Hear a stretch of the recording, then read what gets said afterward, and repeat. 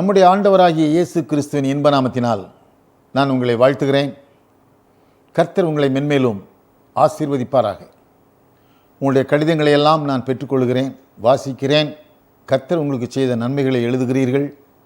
ஆம், அதற்காக நான் மேலும் ஜெபித்து அந்த ஆசீர்வாதம் உங்களுக்கும் உங்கள் பிள்ளைகளுக்கும் என்றென்றும் சேரத்தக்கதாக கர்த்தர் கிருபையாய் இறங்குகிறதை நான் அதிலே பார்க்கிறேன். நான் உங்களுக்காக தொடர்ந்து ஜெபிக்கிறேன். அணைக்கும் கரங்கள் பத்திரிகை உங்களுக்கு கிடைக்கிறதா? இல்லையானால் தயவு செய்து எங்களுக்கு எழுதுங்கள். நாங்கள் அந்த பத்திரிகையை ஆங்கிலத்திலும் தமிழிலும் வெளியிடுகிறோம். குறிப்பாக ஆகஸ்ட் மாதம் அணைக்கும் கரங்கள் அட்டவணைப்படி இது பிரதிஷ்டை மாதமாக நாங்கள் வைத்திருக்கிறோம். பிரதிஷ்டை என்று சொல்லும் பொழுது இதை விடுதலை பெற்ற சிறைவான் நண்பர்கள் தாங்கள் எந்த இடத்திலே வசித்தார்களோ அந்த இடத்திலே சென்று அவர்கள் அங்கே ஊழியம் செய்கிறார்கள். அதுதான், வேறு ஒன்றும் இல்லை. அவர்கள் முன்னே வந்து பேராயர்களால் பிரதிஷ்டை செய்யப்பட்டு அவர்கள் தங்கள் ஊர்களுக்கு செல்கிறார்கள். அது என்ன வேலை அவர்களுக்கு? அங்கே சென்று அவர்களும் அவர்கள் மனைவி பிள்ளைகளோடு கூட அந்த கிராமங்களிலே ஆண்டவரை பற்றிய செய்தியை கூறுகிறார்கள். தனித்தனியாக போய் சொல்லுகிறார்கள்.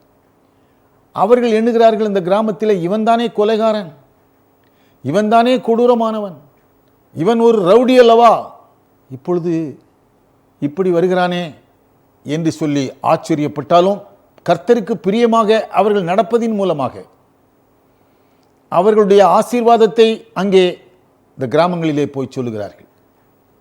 மனம் மாறி, இதுதானே மிஷினரி பணி. அயர்லாந்திலே பிறந்து ஸ்காட்லாந்திலே வளர்ந்து கப்பல் ஏறி 4 மாதம் கழித்து இங்கே வந்து நடந்தே இடையங்குடிக்கு சென்றாரே கால்டுவெல், அதுவும் ஒரு மிஷினரி பணிதான். ஏன் என்னை எடுத்துக்கொள்ளுங்கள்.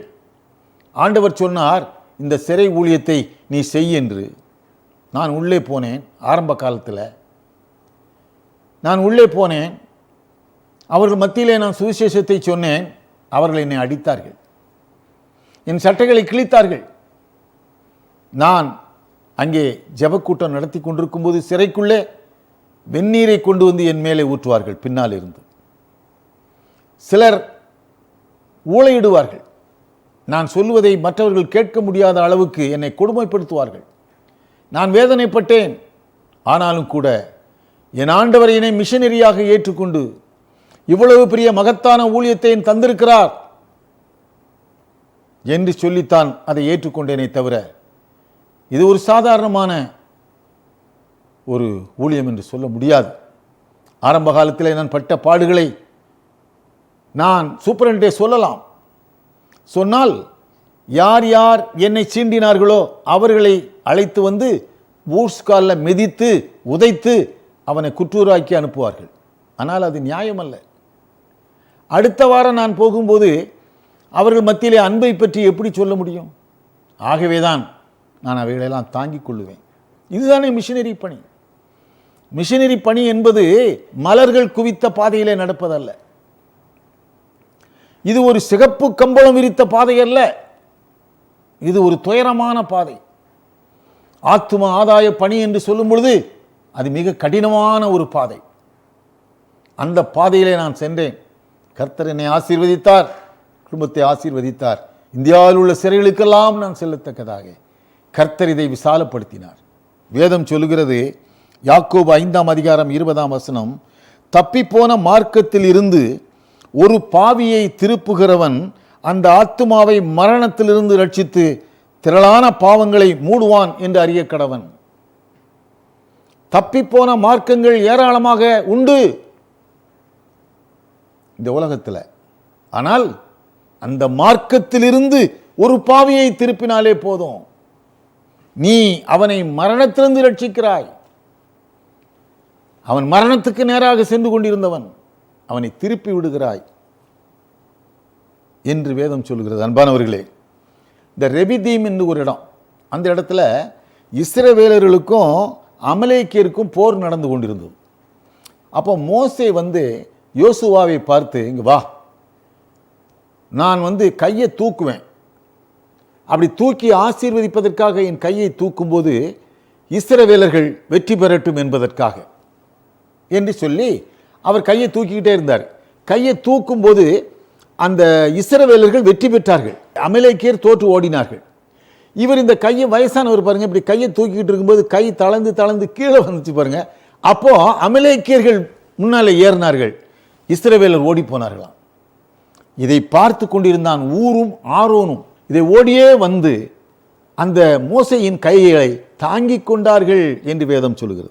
அன்பானவர்களே, மோசேயின் கைகளை தாங்கினார்கள் ஊரும் ஆரோனும். பாவத்தில் விழுந்து போன ஆத்துமாக்களை மீட்பது ஒரு போர்தான், அது ஒரு போர்க்களம். அந்த போர்க்களத்திலே வெற்றி பெற வேண்டுமானால் ஊரும் ஆரோனை போல நீங்கள் தாங்க வேண்டும். மோசேயின் கைகள் தளர்ந்து போகிறது, ஊரும் ஆரோனும் தாங்கினான். நம்முடைய ஆண்டவர் சொல்கிறார், கிரியை செய்யக்கூடாத ராக்காலம் வருகிறது. ரூத் 4ஆம் அதிகாரம் 4ஆம் வசனம், புறப்பட்டு போங்கள், புறப்பட்டு போங்கள், உங்களாலே என்னாலே முடியல, புறப்பட்டு போகிறார்களே அவர்களை தாங்கக்கூடாதா? யமயமலின் அடிவாரத்தில் இருந்து, அந்த பனிக்கட்டி பாறையிலிருந்து ஊழியம் செய்தார்களே அவர்களை தாங்கக்கூடாதா? சாது சுந்தர் சிங் செய்யாத ஊழியமா? அன்பானவர்களே, அப்படியானால் நாம் கேளா காதர்களாக, பார்க்காத கண்களை உடையவர்களாக இருக்கலாமா? நான் செல்ல வேண்டும், அதுதான் ஆண்டவர் சொன்னார். மீகா 4ஆம் அதிகாரம் 13ஆம் வசனத்தில், சீயோன் குமாரத்தியே நீ எழுந்து போரடி, நான் உன் கொம்புகளை இரும்பும் உன் குளம்புகளை வெண்கலமும் ஆக்குவேன். நீ அநேக ஜனங்களை நொறுக்கி போடுவாய், அவர்கள் தேடி சேர்த்ததை கர்த்தருக்கென்றும் அவருடைய ஆஸ்தியை பூமிக்கெல்லாம் ஆண்டவராய் இருக்கிறவருக்கென்றும் நீ நியமிப்பாய் என்று சொல்கிறார். மீகா 4ஆம் அதிகாரம் 11ஆம் வசனம். இதுவும் ஒரு போர்தான், இது ஒரு போர்க்களம். இந்த போர்க்களத்தில் யார் நாம் வெற்றி பெற வேண்டாமா? பொருளாதார கஷ்டங்கள் உண்டு, எதிர்ப்புகள் உண்டு, பலவிதமான சோதனைகள் உண்டு. இவைகளெல்லாம் எதிர்த்து வந்தாலும் சரி, டேவிட் லிவிங்ஸ்டன் ஆப்பிரிக்காவுக்கு போனார். அது மாம்சம் தின்கிறவன், இவர் போனார், போய் அங்கே ஒரு மத்தியில் ஊழியம் செய்தார். எப்படி? ஃபாதர் டேமியன் போனார் குஷ்டரோகிகள் மத்தியில். எப்படி எப்படி என்று கேட்பதற்கு நான் தகுதி இல்லாதவன். போனார், அவ்வளவுதான். அந்த போகிறவர்களுக்கு நான் என்ன செய்ய முடியுமோ அதை செய்யணும், அவ்வளவுதான். நான் போக முடியல, அப்படியானால் போகிறவர்களுக்கு அவர்கள் என்ன கிறுக்கனா? அவர்கள் என்ன ஒன்றும் இல்லாதவனா? அவனுக்கு பொண்டாட்டி பிள்ளை இல்லையா? இருக்கிறது, இருக்கிறது. இருந்தாலும் கூட என் ஆண்டவர் அழைக்கிறார், இதோ சீக்கிரமாய் வருகிறேன், அவனவனுடைய கிரியைகளின்படி அவனவனுக்கு நான் அளிக்கும் பலன் என்னோடு கூட வருகிறது என்று கடைசியில ஆதியாமம் கடந்து வெளிப்படுத்தின விசேஷம். பைபிளில் கடைசி வார்த்தை இதுதான், கடைசி வார்த்தை. இதோ சீக்கிரமாய் வருகிறேன், இதோ சீக்கிரமாய் வருகிறேன். நீங்கள் அவனவனுடைய கிரியைகளின்படி அவனவனுக்கு நான் அளிக்கும் பலன் என்னோடு கூட வருகிறது. கிரியைகள் தானே பலன். நான் பிரசங்கம் பண்ணலாம், லட்சக்கணக்கான மக்கள் மத்தியில் பிரசங்கம் பண்ணலாம். நீ என்ன செய்கிற? எனக்காக நீ என்ன செய்தாய்? ஐயா, நான் ஊழியக்காரனாக போகணும்னு நினைச்சேன், பாருங்க என் மனைவி பிள்ளைகள்லாம் காப்பாற்ற வேண்டியிருக்கு. நல்லதே. உன் மனைவிக்கு நல்ல கணவராக இருந்தாய், நல்லதே. உன் கணவனுக்கு நல்ல மனைவியாய் இருந்தால் நல்லதே. உன் பிள்ளைகளை ஆசீர்வதித்தேனே, நீ எனக்காக என்ன செய்தாய் என்று ஆண்டவர் கேட்டால் என்ன பதில் சொல்லுவது? ஆண்டவரே, நான் ஊழியக்காரனாக போகல, ஆனால் ஊழியக்காரனாக போகிறதுக்கு முன் வந்தார்களே அவர்களுக்கு ஒரு சட்டை துணி கொடுத்தேன்,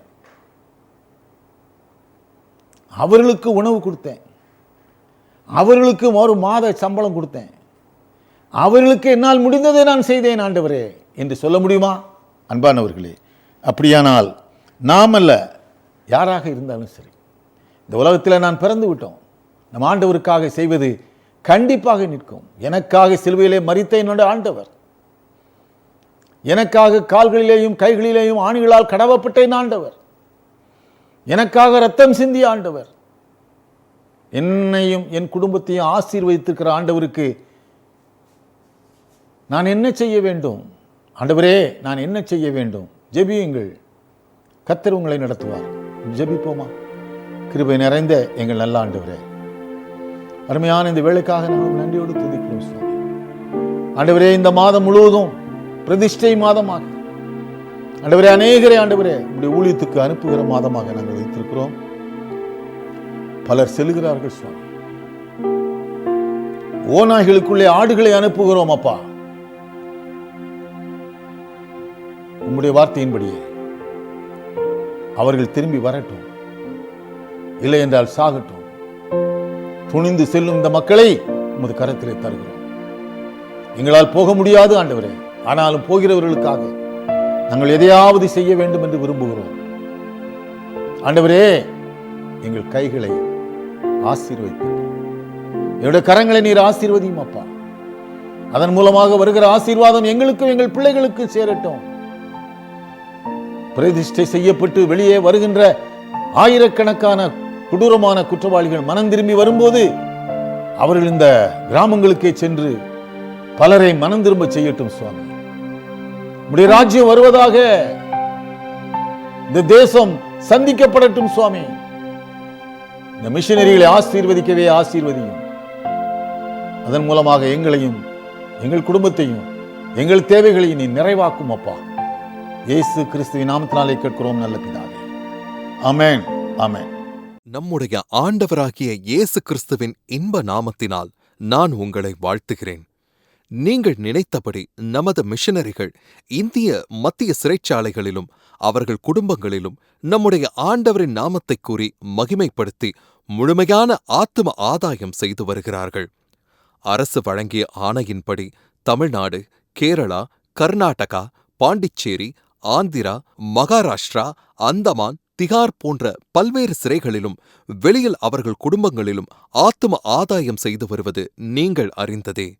நமது ஊழியத்தின் உச்சக்கட்டம் என்பது இரட்சிக்கப்பட்ட சிறை நண்பர்களின் திக்கற்ற ஏழைகளாக நிற்கும் அவர்களின் வயது வந்த பெண்களுக்கு திருமணம் செய்து வைப்பதாகும். அதன்படி இம்மாதம் தொடங்கி நமது ஊழியத்தின் முக்கிய வேலை கடந்த ஆண்டுகளைப் போல திருமணங்களை நடத்தி வைப்பதுதான். ஆம், கடந்த 45 ஆண்டுகளாக கிட்டத்தட்ட 2500 திருமணங்களுக்கு மேலாக அணைக்கும் கரங்கள் மூலமாக நடத்தி வைத்துள்ளோம். திருமணங்களை நீதிபதிகள், துணைவேந்தர்கள், ஆட்சியாளர்கள், பேராயர்கள், சிறை உயர் அதிகாரிகள் மற்றும் அந்தந்த ஊர் பெரியவர்கள் முன்னிலையில் ஆங்காங்கே அவரவர் கிராமங்களில் திருமண மண்டபங்கள் வாடகைக்கு எடுத்து மணமக்களுக்கு ரோஜா மாலைகள், வேதாகமங்கள், துணிமணிகள், போக்குவரத்து செலவுகள், சீர்வரிசைகளாக ஒரு அண்டாவில் பண்ட பாத்திரங்கள், இன்னொரு அண்டாவில் அரிசி, பருப்பு, மளிகை சாமான்கள், தலையணை, ஜமக்காலம் இவைகளை கொடுத்து சிக்கனமான ஒரு திருமணம் நடத்த ரூபாய் 40,000 செலவாகிறது. இவர்கள் மூலம் இந்தியா முழுவதையும் கிறிஸ்துவுக்குள் கொண்டுவர முடியும் என்று நான் நம்புகிறேன். ஜெபியுங்கள். திருமணமாகாத நமது பிள்ளைகளின் திருமணத்திற்கு பொருத்தனை செய்து காத்திருக்கும் பெற்றோர் ஜெபத்துடன் நமது பிள்ளைகளுடைய திருமணங்கள் சிறப்பாக நடைபெறவும், அதன் மூலமாக நமது பிள்ளைகள் ஆசீர்வதிக்கப்படவும் இந்த ஏழை திக்கற்ற பெண்களுக்கு நீங்கள் உதவி செய்வதன் மூலம் கர்த்தர் உங்கள் வேண்டுதல்களை எல்லாம் நிறைவேற்றித் தருவார். தேவனுக்கே மகிமையுண்டாவதாக. மிகவும் சிறியவராகிய என் சகோதரரான இவர்களில் ஒருவனுக்கு நீங்கள் எதைச் செய்தீர்களோ அதை எனக்கே செய்தீர்கள். மத்தேயு 25:40 என்ற நம் ஆண்டவரின் வார்த்தைக்கிணங்க ஜெபியுங்கள், தாங்குங்கள். உங்கள் காணிக்கையை அனுப்ப ஜிபே மற்றும் போன்பே மூலமாக 9443303456 அணைக்கும் கரங்கள் trust account number 1340001000006107 bank Indian overseas bank IFSC code IOBA 0001340